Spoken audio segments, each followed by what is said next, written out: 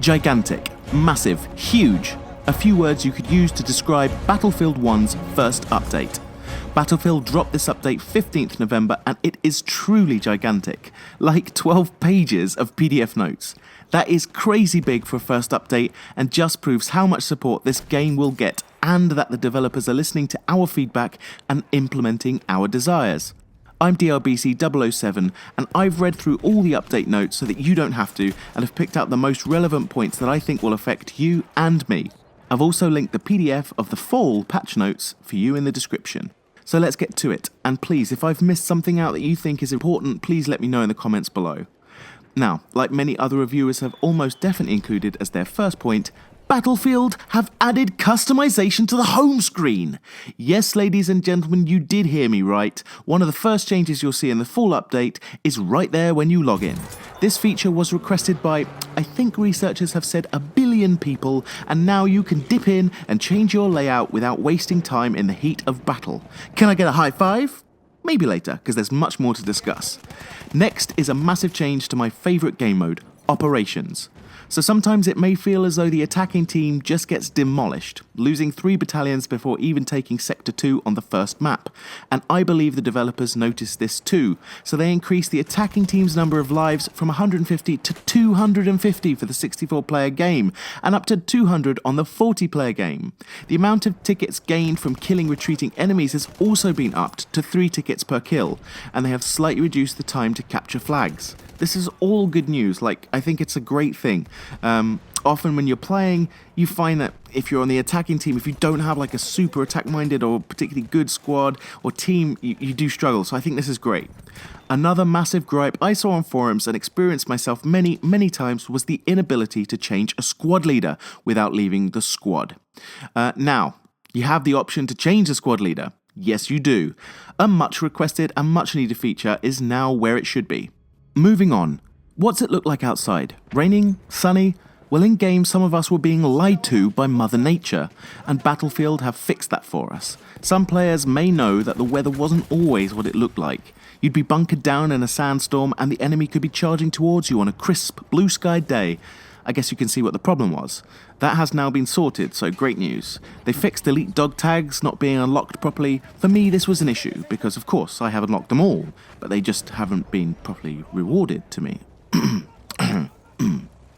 The map sewers has been updated. Yep, another 2 flags have been added with the addition of an extra 1 car to spawn at each team's headquarters. This will hopefully make sewers a much better map, because it just wasn't that much fun. Fingers crossed.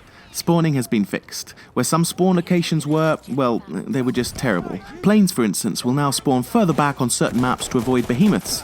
Fixes were also implemented for matchmaking.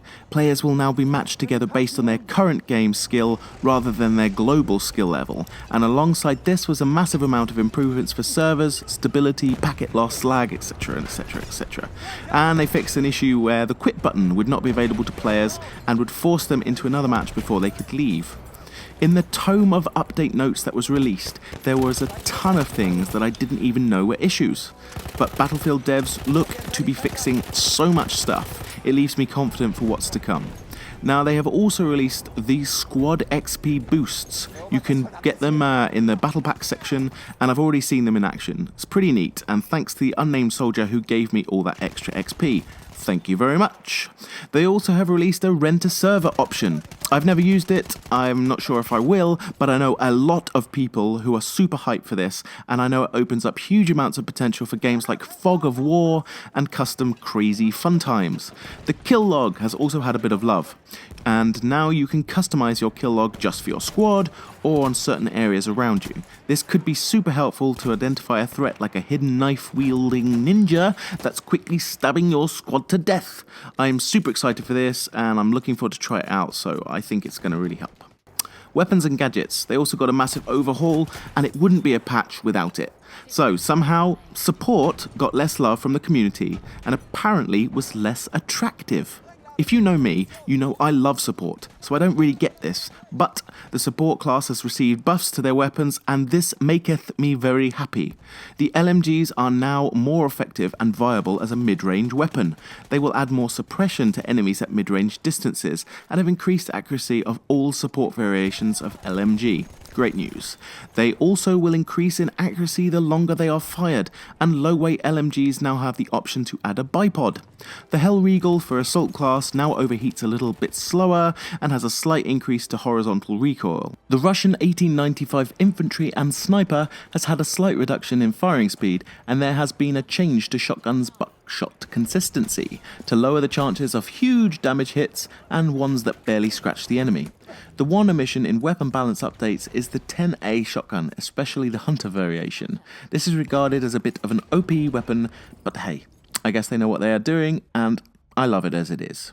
Now gadgets, and back to my beloved support.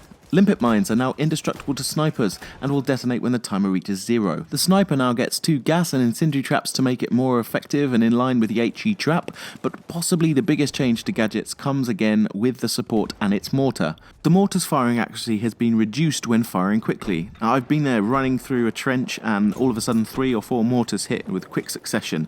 This apparently will be a thing of the past. You can't really spam that fire button anymore. You have to wait for the reticle to go red when you're aiming, and this will guarantee an accurate shot. The radius of damage has also been slightly reduced from 7 to 6 meters, which is, I think, probably a bit more realistic, and it'll help in the game.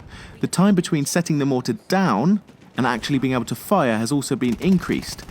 You can still fire, but it's going to be really inaccurate, and there's a multiplier for inaccuracy. So if you do 2 quick shots, it'll be inaccurate. The 3rd shot will be further away from its target, the 4th even more. What else? The medic syringe, that's been tweaked to do more damage based on the length of time the syringe is actually held down. So a full charge will now kill an enemy soldier outright.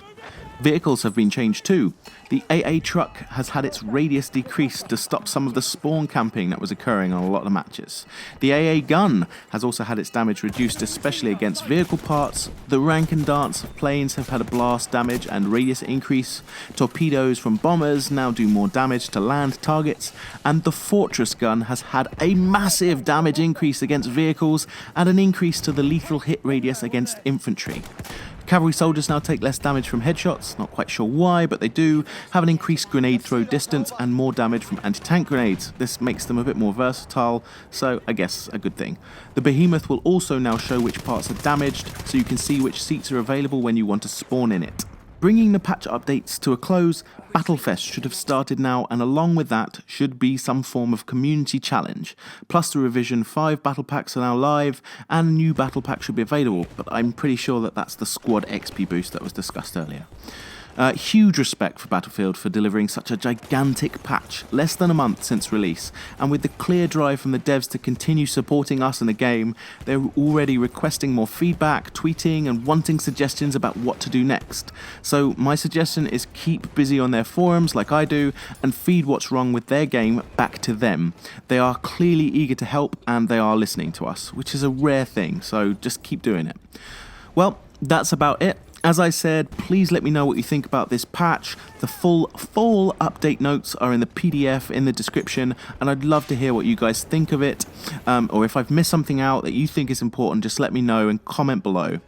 Well, that's pretty much it. So thank you so much for watching, guys. I hope you found this helpful, informative, and if you did, please like and subscribe.